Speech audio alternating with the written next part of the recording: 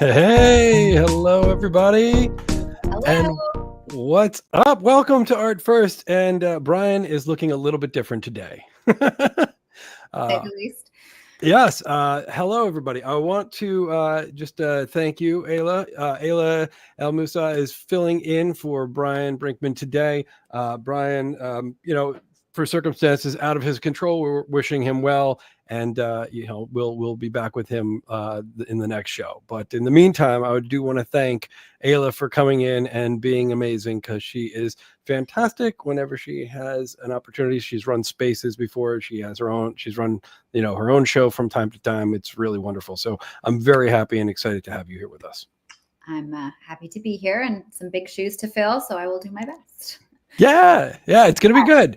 I'm Um, excited. I'm very excited, right? So you don't know this, but Brian and I have been trying to get our guest today on the show for almost like a year. Wow. We we invited her back a year ago, and just schedules just didn't line up, and then everybody got busy, and then life happens. So the irony, of course, that Brian isn't here today for this is not lost on me. But that said, I didn't, the show must go on. We didn't want to push this off any further. We're very excited today for our guest. She is multi-hyphen talent, right? Because she does so many different things in terms of how she does her art. From everything from, and I'll let her get into details, but like traditional oil painting, other mixed media, AI. And it's really, really fascinating, because I've also been watching her sort of like evolve over the last few years. Mhm. And I think she's like really just like dug out a niche for herself, and it's really been fun to watch people finally starting to take notice of the work that she's putting out. Mhm.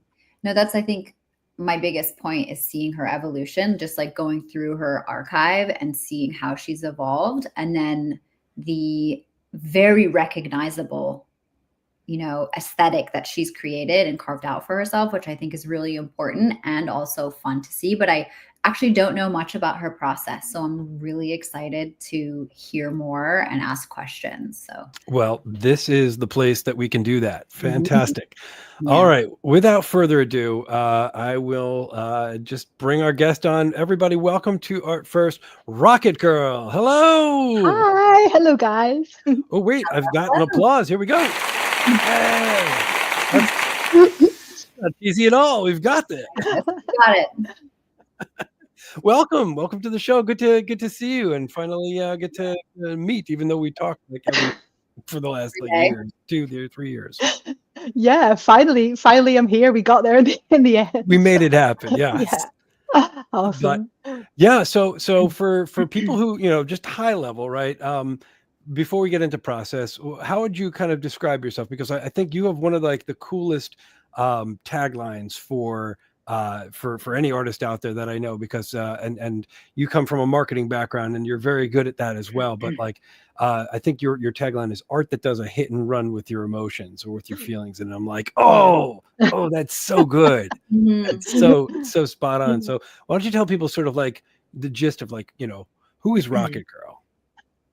Okay, yeah. So like as you say, I've got background in marketing. I'm originally from Ireland, as you probably noticed.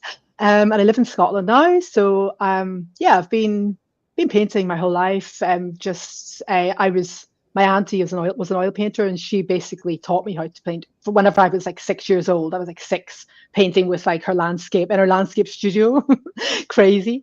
So I've just been doing that my whole life, but I didn't.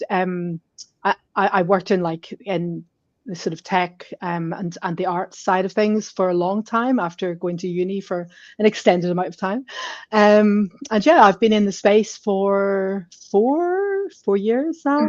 Four going on Um, five. oh my God, 4 going on 5. But yeah, I've just been and full time for about 3 years. So yeah, it's been a wild ride, but yeah, that's pretty much me.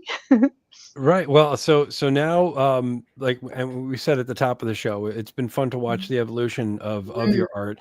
I was fortunate enough to have collected from you from like early on, and I have that piece for later to show.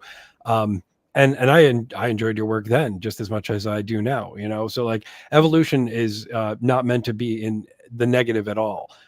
It's really just when you see an artist and then you watch them as they like hone their craft and they find their voice, I think is sort of like where this goes with like, and like Ayla said, like your work is currently, I think, unmistakable. Absolutely. Yeah, I feel like you hit stride. And it's just, I was going to note before we began is that you're on the super rare bot constantly, which I think is it's in this market one, and just in general, I think it's really fabulous to see, because you're constantly, you know, making new pieces, you're pushing your craft, but I think you're also staying really true to like that Rocketgirl panache, you know? Yeah. I want to pull up a piece here. Well, so this is the series. This is like a start of a series here, the Andromeda series, right? Which has been going around a lot right now, and there's these phenomenal pieces. So let's take a look here. We got Sin City, right? So the first thing, right, that I think, you know, both Ayla and I are noting here is when we see a Rocketgirl piece, 9 times out of 10, we're looking at the eyes. What is this that we've got going on with the eyes and all of your pieces? It's so cool.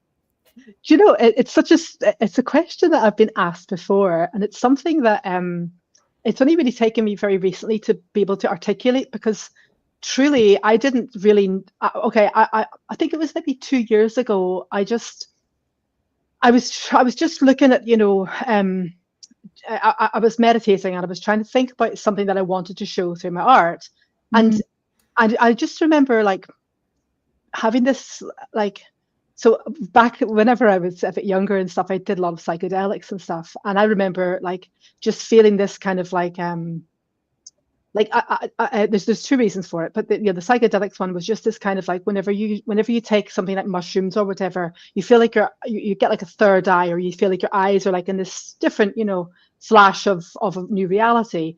And I'm like, how about I try and convey that with my art? And the other reason that I do it, which took me a bit of time to actually, because you know, whenever you paint and you create, oftentimes it's you don't know why you're doing something, and then it'll come to you like maybe a year later, or maybe, you know, 10 years later. So it's actually quite funny. So when I moved over to Scotland to go to university, I used to walk along the street, and people would look at me like, not look at me funny, but look at me like they knew me. But they didn't, like, I didn't know who they were, you know, and I would get it a lot. I went to a nightclub one night, and this girl was like being really mean to me. I'm like, do you know who I am? Anyway, it turns out I've got a doppelganger. So this doppelganger is really mean, and she's like, you know, stealing people's boyfriends, etc. Like, but she looks like me. And even like my ex-husband, everybody, they've seen her and they're like, oh my God, she's yeah. I've never seen her. Anyway, but after all that happened, I started like walking on the street. Like, you'll always see me with my sunglasses on, and because the chance of me occasionally bumping into somebody who's like thinks I'm this other person, I'm like, oh. So for me, it was just kind of like, you know, like I feel like the eyes, like I've been hiding my own eyes for that reason. You know, it's not. Wow. I'm not that bothered about it, but it's just, you know, I think that's the reason. I don't know if that makes sense. You know? That's fascinating. Yeah. That's really interesting, because sometimes, because they're covered, which is and they're usually brighter, which is interesting because it's very of the space, but also of history, right? Because they always say, you know, eyes are the window to the soul and who we are, but they're covered, but they're making you look right at them. So there's this really, you've pulled that in really well. Yeah. And so I'm also noticing, like, so from a technique perspective, right? So when I zoom into these, and I get all these beautiful details here, I'm seeing textures that like are what's going on here? Is this are you like layering textures on top? Are you, because I know sometimes you do physical painting and then you bring it in, you do AI. So like what's the process, I guess, maybe for this series, and is it different for different series? Yeah, it's so recently I've been kind of like, actually I was inspired by Delta Sauce, and you know, he's got this amazing proper like thick, and also a Centauri kid, this, you know, this beautiful multi-textured effect, and I'm like, I really want to like do that in my own way. So I've been experimenting with a few different ways. These ones I've been doing with layers. I've been creating them with layers. Just different couple of glitch programs, and also like using different brushes on Procreate, and then having like a different transparency. Sometimes I'm still learning how to do it properly, but I'm really happy with how these are coming out, because I think it looks good. I've had it blown up as well, and it looks really nice when it's, you know, yeah. There's a lot of layering, and I love it because it's not just 2D. Really, you have to zoom in, which is amazing. And the colors are great. Like, I love the coloring of this piece. It's really hard to get a good yellow, actually, or a good gold. Oh, it's very difficult. So hard. Tell me about it. And I love yellow as well. And like, it's really annoying because like it's the hardest color to oil paint as well. I'm just like, oh, the yellow, but I'll keep going. Yeah, because there's so much variation, right? There's the browns to make gold. There's the highlights that make gold. It's not just one color, right? It's a complex color. It really is. So then, okay. So are you working with like, so the background in this, is there a base layer of sketching? Is there a base layer of AI? Is there, like, how does a piece like this come about? Like, how, you know, how comfortable you want to be with explaining it, but like, you know, how do you put something like this together? Yeah, so this one's actually one of my more, I would say, straightforward kind of methods. So what I've done is I did a bit of sketching first, did a lot of work with ChatGPT to get like a kind of to get the concept and the dynamics honed down. And it's mostly it's so what I'll do is I've generated the characters, and it's AI, but then it's collage. So I've done it's like a multi-stage process. So there's a lot of collage work, and I'll just do that really roughly. I'll do it super roughly. I'll just get it depends what I want to do. And then I would probably say these works are probably 50-50 digital painting and AI with AI collage. And then obviously the other, you know, paid like texturing over it. So it's like 3-step process as opposed to like sometimes I have like 6 steps. So, but yeah, it's just been that, and I've had so much fun with it. It's been I'm really liking. I love the colors in this one. Actually, the more I look at it, I'm like, oh yeah, no, they're good. gorgeous. Tequila sunrise. Like, I've never been to Vegas, but I'm just like, I want to go to Vegas now. I'm like, it's awesome. This feels like Vegas / old American, like old Americana in a way. Yeah, that's what I was going for. Yeah, I was watching loads of westerns this past few weeks, and like just get kind of Tarantino stroke spaghetti western sort of stuff. Yeah, it's just, and it's an endless theme to like explore. I know it's been done a lot, but it's still cool. You know, I'm like, oh, deserts, Vegas, angels, devils. Yeah, let's go. Yeah, no, and I would imagine then also, like, so when you're painting, you have. Is it fair to say you have a traditional painting you said since you were 6, so traditional painting background first before digital. So I would imagine like a lot of that understanding of layering, and especially with oil painting, right? Like you do highlights last, right? Like you layer up to. So how much of that is informed in like the work that you do here, knowing what to use in terms of like what you want to get out of it? Well, to be honest, Adam, like I like I said, I didn't go, annoyingly, one of the 4 degrees I have is not art, but like I'm not classically trained, although hopefully I will do that next year. But I basically learned how to use Procreate on the fly, and I'm still learning. I'm discovering different methods all the time, and it's like it's so different to oil painting because they're like, both of them are amazing for me, but also they've got different levels of frustration. Like you can't get I love texture. I can't get the texture the way I want it to be when I'm doing digital. And I've only ever used Procreate, so I think if I maybe try using a Wacom, I'm going to use different tools. But yeah, so but they're definitely having like an understanding of how to paint, how to sculpt. It all, it kind of gives you confidence, I guess, to like just I didn't watch a single video. I just started using it, like, oh, whatever, let's go for this. But sorry, you can tell though, because I think there's there's people who do use Procreate and they do use AI, and it falls quite flat, actually. You know, there's not that sort of sumptuous layering, and you can tell that you know how to paint. And I think that's what's really interesting. And I was curious, because there's a lot of messaging actually and symbolism when you zoom in. Like, you've covered posters, you have all of these things. So like, are you deciding that?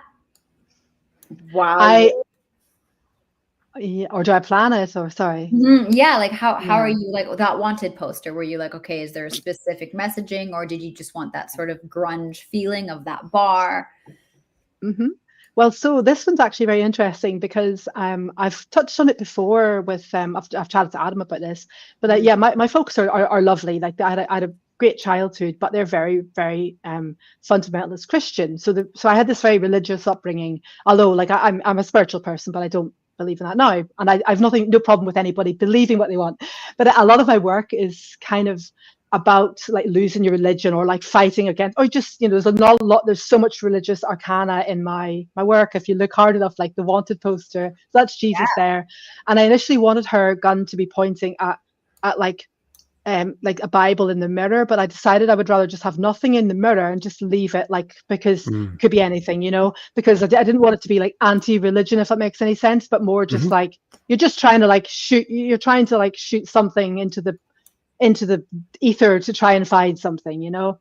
And I just thought I'd put the wanted poster there because it was like I had this like you know, just idea that it was like a Tarantino, it was like a Fear and Loathing scene, and they're like in this casino and Jesus is taking loads of acid and they're all just, you know, going crazy. That's the symbolism.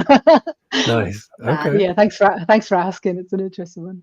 Yeah, I mean, because she's right. You know, you do have, you know, lots of iconography that's intentionally like half hidden for people to find. which is really interesting. Like, you really have to zoom in, a guide to a dark place. Like, I don't think that's just randomly generated. I feel like you really are putting part of your history and story into the artwork, which I don't think many people know about. No.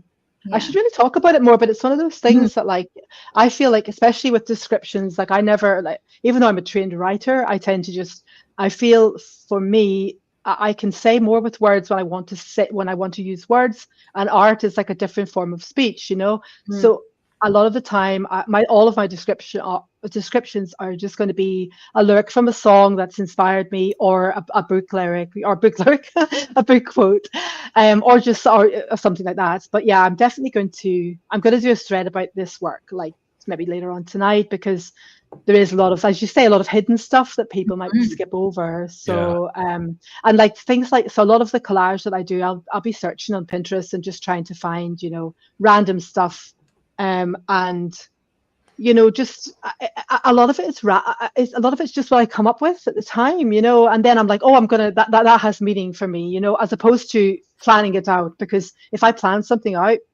it just doesn't. Is that flashing away? Oh yeah, I've got like a new frame and it's flashing like crazy. Sorry guys, I'm just gonna turn it off. I'm like, I was having a seizure there. I was like, oh, sorry. Like there's a rave, there's a party out behind you. Yeah. Yeah, I'm like, I thought my candle was on fire there for a second. but yeah, like so I don't tend to, like, I tend to go very intuitively when it comes to like a piece. No, yeah, I mean, and it's been also, like I said, in terms of like evolution, I know that there's been pieces that are more heavily rely, it seems, and I don't know, rely on AI, and more, some of them more heavily rely on like collage and more on the physical painting. So like I know there's like a piece like this, which is like, oh my goodness, this is just amazing piece. Look at that. There's a lot happening. There is, right? Yeah. This is an older work. Yeah, it is. Yeah, it's actually I sent that to all of my one-of-one collectors, I think, oh god, about 2 years ago. And the funny thing about this is actually it's really like one of Delta's pieces, but his is like a gate, and it's about the same time that I think his was also a token that he gifted to his collectors. I'm like, I've just looked at it the other day. I'm like, that's really weird. But yeah, this is mostly straight AI with, obviously, like I've done a lot of work with the the flowers and stuff. But yeah, it's like, I think it's maybe 2 years old, maybe more than that. I don't know anymore. Time is nebulous here. I mean, and Yeah. going back even further in the catalog is this piece here, which I've happy to have this piece here, Indeed. and it just like, I don't know, this, and at the time I was like, yeah, obviously that's Rocketgirl, you know. And this was traditional and then scanned in, maybe, or like what was the process on a piece like this?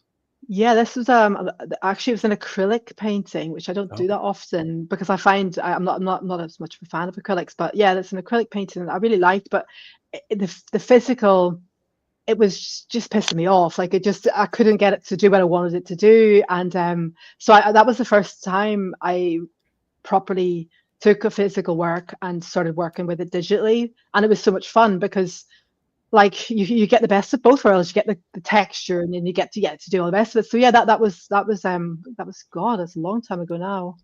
Yeah, I think this Unknown is back Origin. on Unknown Origin. Yeah, exactly. Yeah. This is like, Wow. so this is actually kind of a turning point piece, right? Then for you, in terms of for like sure. what your process is.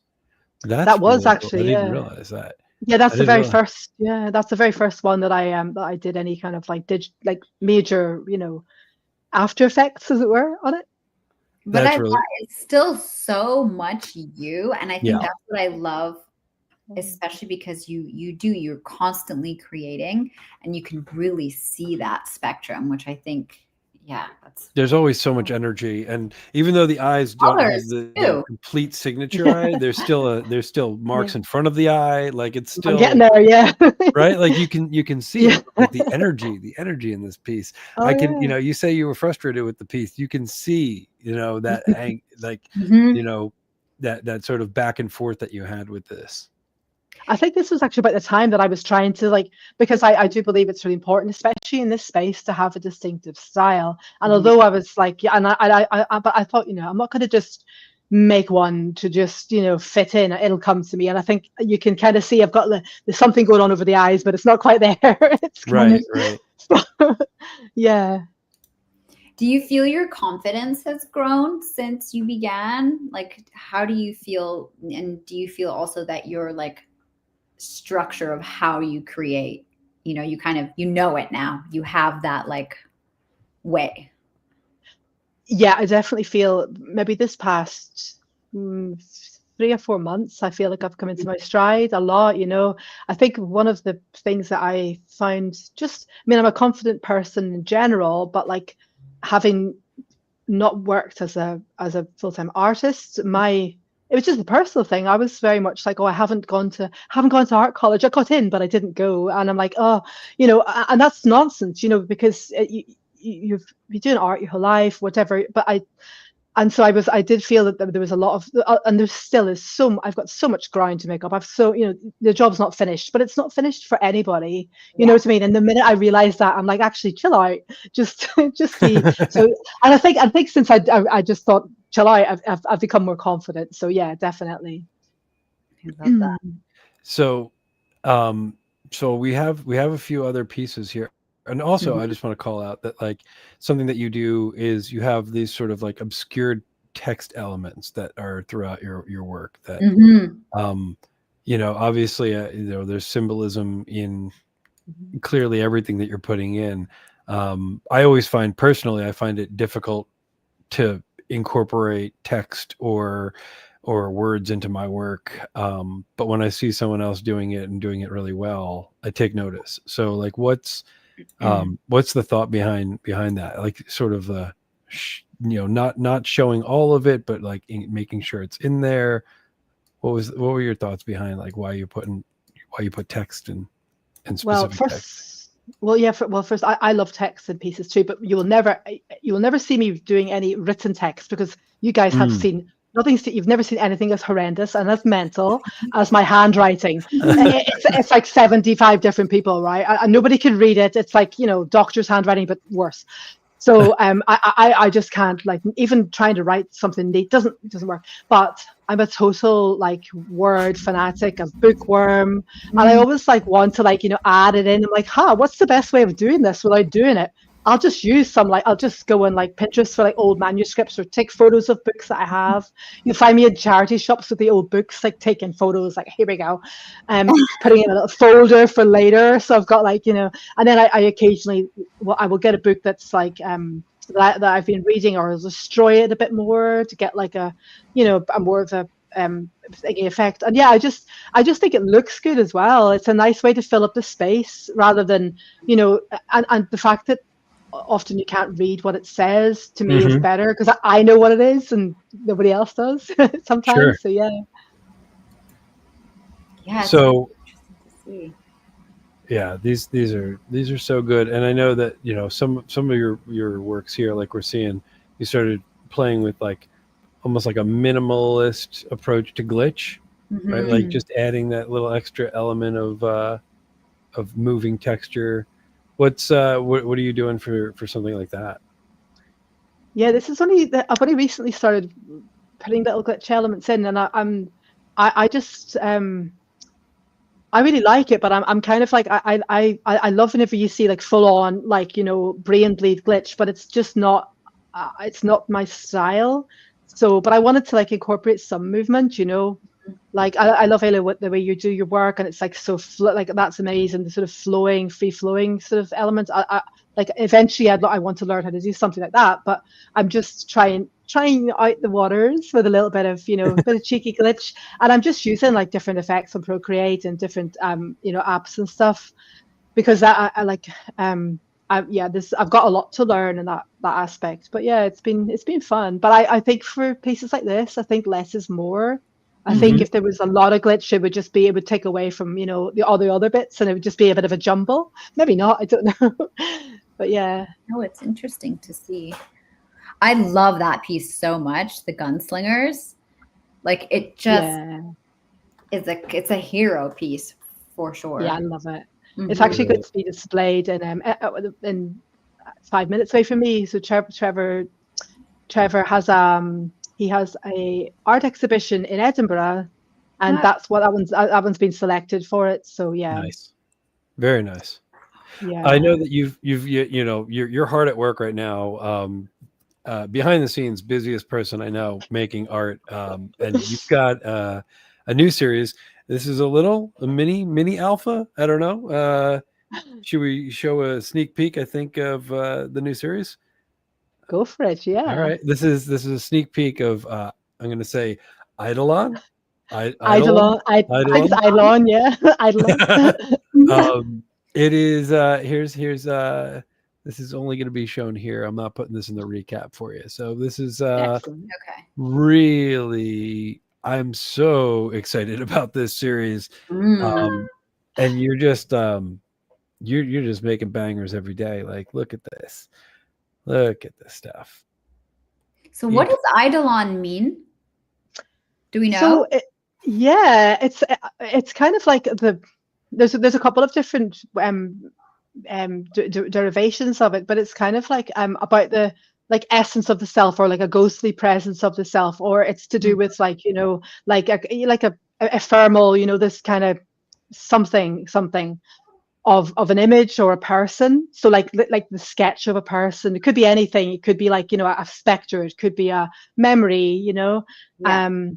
So yeah, that's and I when I was trying to work out what I was going to call the collection, I wanted it to be something that doesn't already exist, because there's so many words that are amazing, but I'll go and OpenSea, I'm like, oh my God, somebody's already done that. Like, for example, there's obviously Twin Flames is gone, everything. And then I'm like, hold on a minute, go through your like knowledge of Latin and Greek, and I try and think of something that's, and then I'm like, oh, actually, and there's no other collection called that. I'm like, happy days, let's get it sorted. So yeah. Like this piece here screams Francis Bacon. Yeah. He's obviously a massive influence of mine. Yeah. And a phenomenal artist. But like, oh yeah, what are you working towards here? Can we talk about that or no? Oh yeah. The goal here? I can briefly so basically I wanted to do like it's a 420 piece collection of like basically like all of the representations of the ego, all of the representations of what is a person and what is color, and just like so I'm going through different like variations. There's going to be humans, just like just normal people, as it were, and then there's futurists like this one here, and aliens, etc. But like then there's like more like shadowy selves, like see the one at the bottom there, that's like like Francis Bacon style. It's about kind of like stripping back what you can visually see, but also putting an emphasis on what you can see as well, if that makes sense. And there's obviously like some icons. I've got like like famous people that I admire and maybe don't admire, but yeah. And they're all basically. I'm so busy at the moment. My schedule's 20 a day at the moment, and it's like, so yeah, I've done I think I've gone through about 170 so far, but it's just it's been it's a lot of fun, but yeah, I'm very nervous about it because I've never done a big collection before. Like I've done like loads and loads of smaller ones. So, yeah. October, right? October. Yeah. 24th of October. October Yeah. 24th. Where is this dropping? People can find it.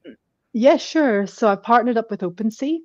And yeah, they've been great. So and I was like, can I move it back a week? They're like, of course, sure. But weirdly, it's just I didn't want to do any more than 420, like because I wanted it to be the best work I could produce, but also like after a while, like there's only so much you can iterate on your work, and I think it's a nice number. Yeah, I also imagine it's anytime I do work in a series trying to expand the series, you do eventually hit a limitation. And the interesting part of that is like at some point you have to find that balance between at least for myself, growing and staying contained within the thing that you're trying to achieve. Right. Yeah. Because you're naturally, I think most artists naturally evolve the more and more you do something, it's like making a copy of a copy of a copy. It's, the further you get away from that original vision, it's harder to stay within that without wanting to go and like just explore. And to be honest, I'm oh, sorry. No, go for it. Oh no, so at the moment I'm saying 420, but like if I find that's why I've given myself plenty of time. If I find over the next like 2 weeks that I'm reaching a brick wall with it, or it's not flowing, I'll make it smaller. It won't go any larger, but that's the rough ballpark figure, that I'm going for. But yeah, that's like a selection of. I haven't worked on some of the. There's 9 different orders in it, but I've. it's been loads of fun, but I've been trying to like get a big collection together for like 2 years now. Adam knows all about it. I'm like, finally time to do it. Finally, let's do it, Yes. But yeah, I'm excited. That's awesome. So with this big collection, has there anything, because you said 150 a day? No. Oh no, I'm doing 20 a day. Oh no. 20 a day. Okay. Yeah. 20 a day is hard enough. Oh my God. Look at my hands. So is there anything like, what if you don't make 20 a day? Are you just like, how do you push through that too? And how do you motivate yourself? Because I find that's very every day. That's like a commitment. Well, luckily, I've got really severe ADHD, but I've discovered, as I was chatting to Adam about about organizing the other day, like I found this newfound organized me with a schedule. So I'll do the same thing every day. I'll get up at I'm getting up really early. I'm not like staying up all night trading. Getting up really early, and I'm like doing 10 in the morning. Then I'm going to the gym for 2 hours. Then I'm coming back and doing another 10. I'm like, it's actually, if I spread it out and just keep it, little chunks, and a lot of it is just, I'm taking it easy. Like, even though 20 a day sounds a lot, I've got a process together. Yeah. So it takes a bit of time for each one, but I'm like, I need to be in the zone, and I'm finding I'm in the zone all the time at the moment. So I'm hopefully going to keep in the zone. But yeah, but it's not easy. But it's also, I'm like, I just have to do it. It's taken me too long to to think about it. I think after a while, it's like giving birth. You just have to do it. There's no other way but through. Just go. Amazing. It's great when you get that process too, right? Because then it's difficult. You still have to sit and put everything, like you said, but then you can just kind of plug it. You don't actually have to really think about, the arduousness of creating. You can just, okay, this is what I need to do, which is exactly. It's really nice when that happens. It's like a little rocket art machine at the moment. And yeah, I've done. I spent so much time doing the preliminary organization, so all the metadata, all that's been worked out with my lovely trusted clanker ChatGPT. So I feel like that I'm really bad at organizing, but I've actually become this organized person. I'm using Notion. I'm like, this is crazy. So yeah, I think that took me a week to get everything, set up. And now, yeah, as you say, it feels like I'm in a flow state basically. After the pressure's off in terms of worrying about what way I was going to do the boring stuff, as I would call it. So that's already taken care of, as it were. So I'm just like, yeah, just wake up and like, hey, time to go. I love Very cool. Well, top right one. This one right here. Yeah, I like that one. Yeah, that's one of the. There's so many though. Really amazing. There's so many like this.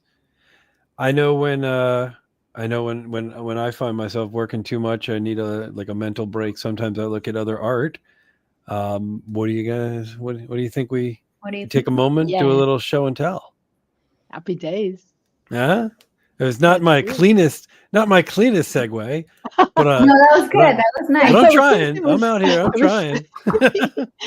All right, let's do a little show and tell.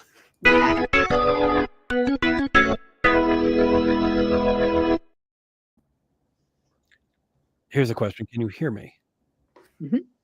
Okay, that worked. So this is the part of the show where each of us has picked 3 artists that we've either collected from or just think deserve a bigger lift, and we try to give that to them by showing off their work. At the end of the show, we have an Art First Twitter account, and all of the artwork that we talked about today, from Rocket's work to what we're about to see, will be linked. And if there's art for sale, please consider it, and if not, just maybe give the artist a follow.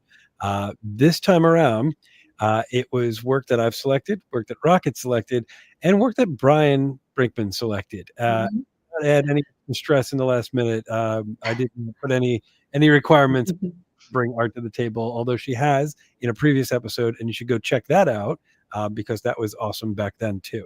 So let's start today with Rocket. All right, here is a piece that excuse me. I featured a piece from this artist last week, and she's in the zeitgeist right now, making some really cool stuff. Let's take a look here. Quantum Spirit, also known as Jen Pepitino. If I'm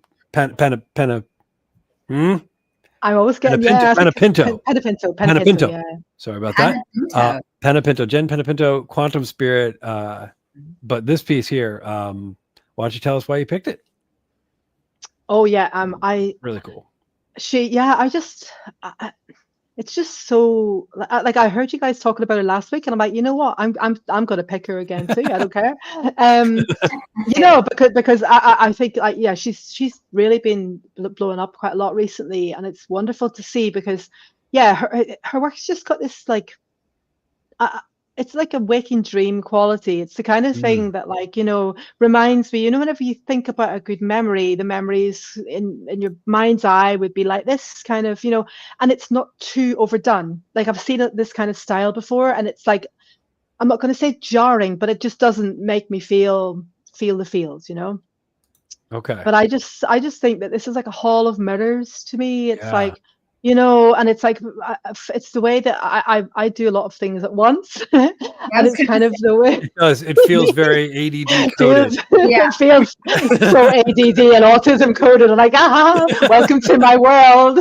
Yeah. I'm like, I don't know if you guys have seen Alien Earth, but I'm like, the little octopus alien, and it's got like eyes with like octagons. Yeah. I feel like that sometimes. But it's as Bryan was saying last week, it's just really calming, but it's also I would probably call this work like taking having a nice glass of wine and having a spliff, and you look at this and you're just like, this is it's like whenever you listen to the rain outside and you're inside in the warm, this is a visual representation of that for me. But it's just really good work. I own a few of her pieces on Tezos. Also got one of one and a few editions, and I'm like she's just really good. And I think there's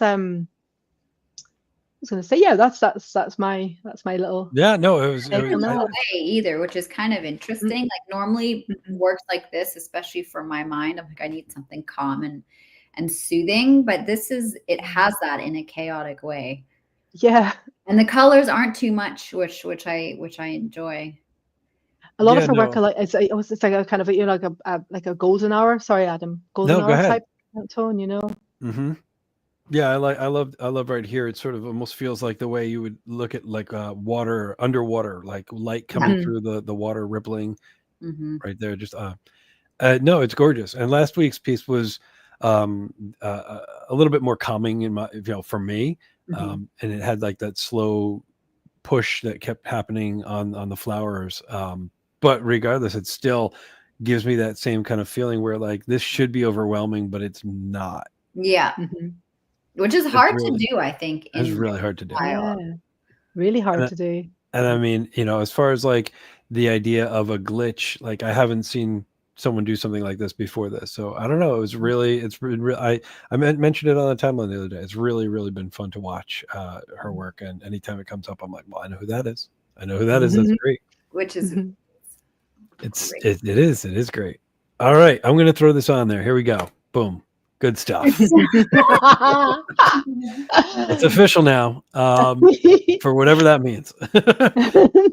Okay, we're going to go with a piece that Bryan selected. Okay. So let's take a look here. Speaking of looping layered GIFs, we've got this piece, which is Bryan.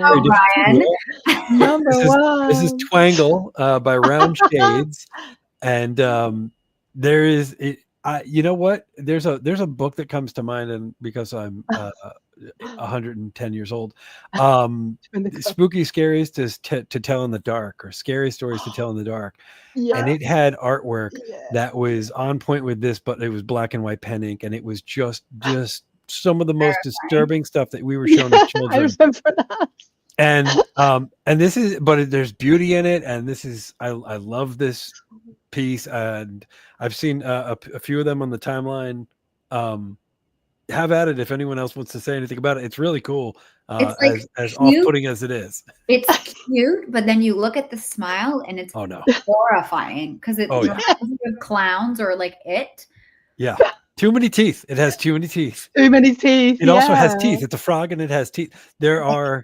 It's really cool, but I'm looking at it like, and you know what? Kudos to the artist, because I've seen Frogs and Pepe versions made like a bajillion times, and it's something to be said to see a version I haven't seen yet. But what's funny is I like the color scheme. Like I'm really like I love that muted pink and that painterly feeling. But it's really cool. It's awesome, but it's also terrifying. I'm scared of clowns, so I'm just like, well, I think it's the eyes are really drawing me in, but they look like kind of like 8 balls or something. Like, what's going on with it? It's got like 3 different. The not having symmetry is all of it really. It's really cool though. I think that's what draws us in. Yeah. Okay, I'm gonna move on. Okay, here's a piece. Okay, let's see this piece right here, the rooster. I just thought this was a gorgeous piece. Chago, I think, is maybe how you pronounce the artist name. I apologize if I get that wrong, but really love the use of color. Love the sort of like the imperfections in terms of like, not having this being perfect circles or perfect lines. I love the line weight. There's some of it is and isn't outlined. I love the setting. It feels really really powerful, and I was drawn to it pretty quickly. Yeah, it feels fluid, just like very like you can see the artist's hand moving, like not so. Yeah. But then if you look at the way they've painted it, you can see like that's not so quick. Like you do have to almost not paint by numbers, but to create that like patchwork, you do have to, can't be so quick about it, which is. Yeah, for sure. And the textures too. Go ahead. Sorry. Oh no, I love how they play with perspective. Like it's kind of like it's there's so many different angles going on here, but it works. And like, you see, I'm looking at it now. It looks like you're going either downstairs or upstairs. That's really, Right. that's really cool. I love it. Yeah. There's a lot. I like the colors are good too. I love how small the head is. Yeah. Mhm. Actually, Yeah. Big hand, small head. Mhm. That's a great. I like how they've done the imperfect circle again in the front as well as the sun, like that Yes. that kind of flourish is really. I'm not a fan of like, well, just the way I do my own work, like the kind of like really precision work. So this is making me feel good. I'm like, oh, it's got a lot of that flow. Yeah, I look at how the clouds kind of coming over the hill like some sort of monster or something. That's so cool. It's so cool. Good piece. Oh, Yeah. I also want to. Of it. I want to point out, so because I'm running most of the back end on the show today, I'm seeing now that there's comments that are coming through that I'm not. Sometimes Brian is on top of that. I don't expect anyone else. That wasn't like your job, Ayla. But I'm just looking how we have like Rebecca Rose chiming in saying it was for the artist before with the illustrated scary stories. It was Stephen Gamel, and we've got other people just saying nice things about you, Rocket. So I apologize that I'm not easily able to jump between the two. I wish I could help. Brian's like the office today. He's got all the. Oh, sorry, Adam. Brian. Brian, it's terrible. All right, let's move on to another piece here. Okay, taking it into a different direction here. Rocket, you've picked out this piece to talk about. I never caught his name, which is a powerful statement, but and that's a cat. This is likey. I'm sorry if I have no idea. I think Likai. Like Likai. I don't know. It's a beautiful piece, and all of their work has this kind of feel to it. But why don't you tell us a little bit about what you're drawn to? Yeah, I think I'm a really early collector of her work. Actually, I've got, I think maybe her third one of one. Me and Black both found her randomly, or maybe he did. I'm not sure. And like her work's got this like absolute like what I've been searching for in my own work, but it's not what I necessarily want to do. If that makes any sense. It's like this kind of like, yeah, you know what I mean. It's like this kind of like, whenever you're like waking from a dream, but your dream's infused with like memories that you can't quite bring to mind. I'm always searching for, even though I'm really odd. I've got a photographic memory, but I've also got like this kind of weird thing, but I can't pull memories back from like in the past. So like really recent ones are very easy, but like, so it's like I'm always searching for this kind of like, and I can't see it. There's, there's like, haze. And her haze. I know theoretically what it is, but I can't visualize it, and I also can't like see anything when I close my eyes. So I've got one of that condition. So for me, this work is like it's what I'm trying to do when I'm trying to remember things, and that's why I love it so much, I think. And also it's super distinctive, and she's just really cool, and she's got like she's doing really well recently too. And I love the colors. I love like I just love how she's taken like just I can't even explain why I love it. I just love it. If that makes any sense. But yeah, just the kind of like perspective and all of the series is so soulful. It just hits you, but then you can settle with it. It's like very calming, but it's also very jarring at the same time. That's a great way to put it. It's not easy to look at, especially that hand, because it's like, what is that? Just the way the thing is looking? Is that there more to the story? But then the colors are also very muted and kind of, I feel like I'm walking through like a misty, hazy, memory is a great way to put it. Yeah, I don't have much to add to that, but it is a really, really cool piece. I've seen just other pieces, from their collection that have the same kind of vibe. And yeah, there's also a lot of power when you redact, color, and you just, focus on having, mostly a muted tone and one standout color. And even then it's like you said, it's a muted tone. It's really, there's a lot of power there. And you can feel those materials, right? Like that feeling of like a wet cloth, like a sheer wet cloth. Like the window. Yeah, or the window maybe. shower curtain or something. Yeah. Mhm. Very cool. Well done. All right. Let's go to another piece Brian picked. So Brian sent me something that might inform this, but I'm not totally sure. This is a piece by Dutch Tide, Tatami Room number 4. He sent me this, which I have not looked at yet. I'm not going to connect my wallet right now. Sorry. Nice try. Bummer. Nice Okay. try. It was What a strange- nice try, Diddy. No, I see I what he's don't. up to. Lion. Oh, No, I've yeah, seen this on Salmon, yeah. but it's pretty cool, and I apologize that without Brian here, I don't have the more full context.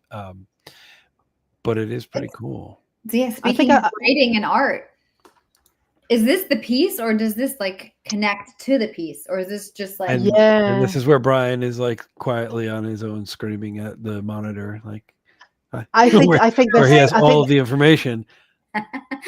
This was on the timing recently, and I didn't take part in it, but like I know a little bit about what it is. Like Please. So yeah, Tatani Room. I don't know the whole. I didn't look into the whole thing because I was so busy. But there was a free mint, and people were. It was like an interactive piece, and you wrote like a letter to your future self from your past. Yeah. Okay.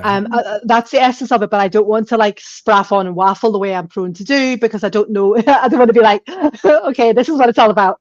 So yeah, and it's an interactive type, like soulbound mint, and then I'm assuming Tatani Room is created from that. But like, yeah, that's why it's kind of connect your wallet, because Brian would probably have shown what he wrote. Yeah, from his little Brian to big Brian. Yeah. Oh, that's so sweet. What a great! I love those moments. Mm-hmm. In which case, we'll have to have a redemption arc where we bring this back on for a snippet in a future show so that Brian can properly explain it. Yeah. All right. Sorry about that, though, but it's interesting. It's intriguing, for sure. Yes. So now I want to go investigate. Exactly. I got here we go. So Brian's saying that Rocket nailed it, and the room has the notes, kind of like the Monument Game from Sam Spratt. Okay. Cool. Okay. All right. Well, we can still bring it back, in a future episode, so we can dive in a little bit more.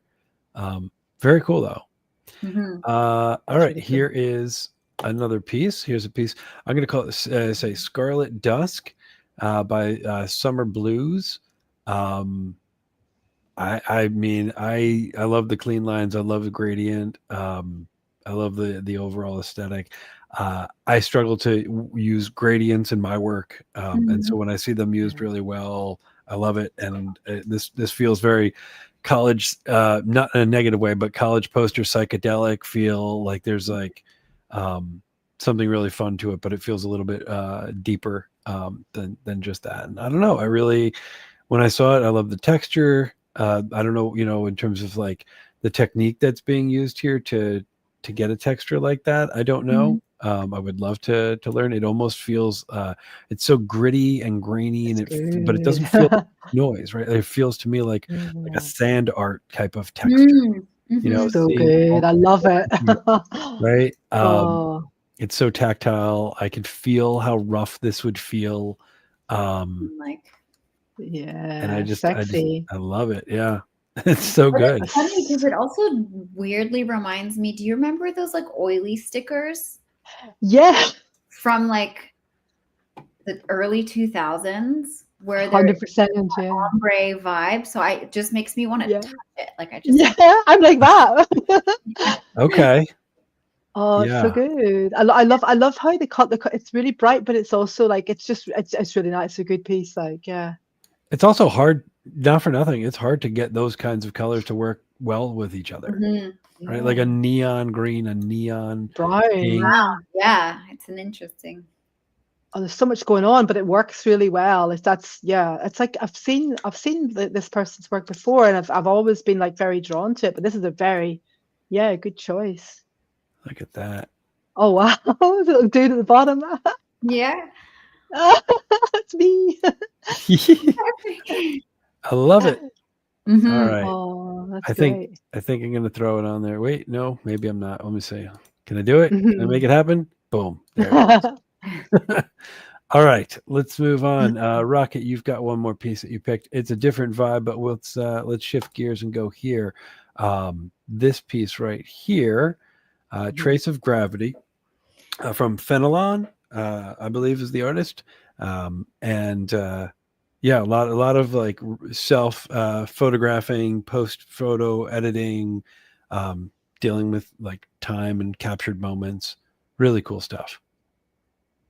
Yeah, like sorry, excuse me. Like I again, Ayla, I love your work because like I love photography because I am the world's worst photographer, but I love like self-representation photography. I just think it's something that's really hard to do well and to do like in a kind of like, I love it. But this guy, it's actually Madame Selke who introduced me to the artist about a month ago, and he's mostly on Tezos.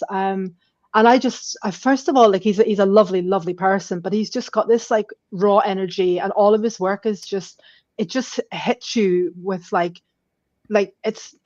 can't even explain how much I love it, And he's got the tones are all the same, but like the representation of the self is just like evolving, but it's not quite revealing everything, even though he's naked.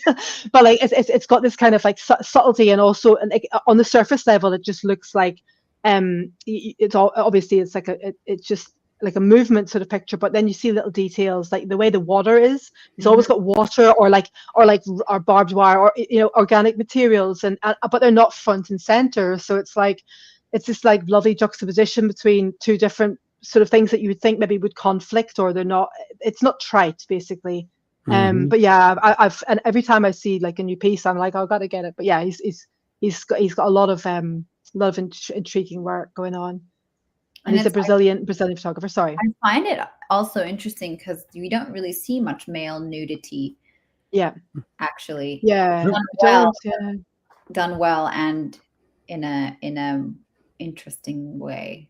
Yeah, and I like that it's there's a lot more going on in here, right? Like you said, Rocket, and like if you look in here in terms of like the split of the top half of his body and just the way that this was handled, like it's really beautifully done. See if I can and I can zoom in there. Oh wow! Yeah, do you see what I mean? It's like, just like look at that. Yeah. It's really clever. It's so good.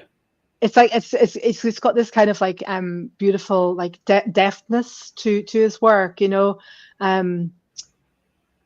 it's surreal. But what's interesting with all the pieces that you've picked is like when you first look at them, they're hard to see, but then you investigate them a little bit more, and then you kind of, oh yeah, no, this is this. Which I really like. When you first look at this, it's quite a jarring, like, oh wow. Frozen water whenever is frozen in time and photographs is gorgeous, and just the way that he's manipulating the image is really masterful. I have it's oftentimes we show work from our guests from other artists, and I'm just like, well, now I have like 150 questions for this artist. Yeah, exactly. Like, that's not fair. What are we going to do now? We have to get them on the show. Get them on, yeah. Yeah, that's what we got to do. Yeah, 100%. Need more time in a day. I don't know enough about him myself at the moment, like apart from just chatting to him, in the little time that I have. But like, yeah, I just like get lost in some of the work, and it's really good. And I just love these kind of like the kind of like tones in his work as well. I've got a few other pieces that are like a lot of his work is involving a lot of gravity, which I do in mine. So I think sometimes you like work that reminds you a bit of your own, I guess, just the way it is. But yeah, it's good. It's good shit. All right. Well, I don't have that one. I have stuff. I have stuff. Rocket, what are you doing to me? I gotta make a new banner. Yeah, my Scottish swearing here. You're gonna get us kicked off YouTube. all of the YouTubes. Okay. Here we go. We've got two more to go. One that Bryan picked here. This is Total Strangers number 479. That I will reload because it animates in.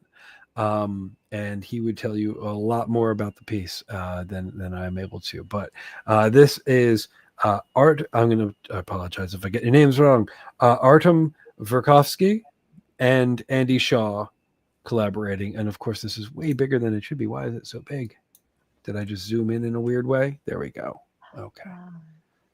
It was really fun to watch, though. And I apologize that I don't know too much about the process, but it is really cool to watch. It is really cool and simplistic, which I feel from the other pieces Bryan picked, where this is really nice to see. It reminds me of like weirdly gently of a sketchbook that you have in high school, like those math books. And also, so I think it's done in a single line, isn't it? It's I love that. Yeah. It feels like that. Yeah. Single line. I love the continues. I mean, it also, I don't know how they're getting the effect, whether or not it's just masking on or 150 cool things that I don't know, but it looks like what happens when you have a marker on that kind of a piece of paper, right? Like it's the pressure from the middle part of it is going to be darker and it's going to slowly bleed out. And it looks like it's doing that right there. Yeah. Oh yeah, totally. So I don't know if that's something that was coded or if that was animated or hand done, but it's really nice. It's refreshing. It is a good piece. Well picked. Very cool. And then we get one more piece to take a look at. Here we go. This piece here, Maria Bonita by an artist named Crow. I don't own the work, but it is really beautiful. I loved the texture. I loved the colors. And then like the theme of the day, zooming in, and I'll show you in a moment what we're there we go. Oh, gorgeous. Just that's so nice. And like I said, and I love sort of like the inconsistency of the types of textures that are in here, but it doesn't feel disconnected. Beautiful, all the layers. Yeah, well done. And abstract. I love the abstraction, but then the like clean. It's really nice. The colors it also feels like an artifact. It feels like a photograph artifact that you find. Like a Polaroid that got ruined. Yes. Yep. And then you can see there's an eye. There's the kind of the character right there. There's like a headdress element. And I again apologize for not knowing much, but to that point, go to a museum. You're not going to be with the artist. You're just going to enjoy the artwork and take away what you take away. Rocketgirl. I feel like you, and the colors. I feel like you. Yeah. You're on a similar vibe. Yeah. Mm-hmm. Just in terms of the color and the texture. My favorite colors. Yes, it looks like kind of like almost like some sort of like a traditional sort of like rug type thing as well, but as well as being a painting. Like I like the way it's like it's just it's good. It's a good mix of things. I think underneath I see a photograph of like this human figure that is maybe wading through water. Maybe that's what I'm saying. Like a lily pond or something. Yeah, and there's some trees behind, but so good. Is there another person behind him as well? Is there another? It looks like there's another face to the back, or maybe I'm just seeing things. I don't know.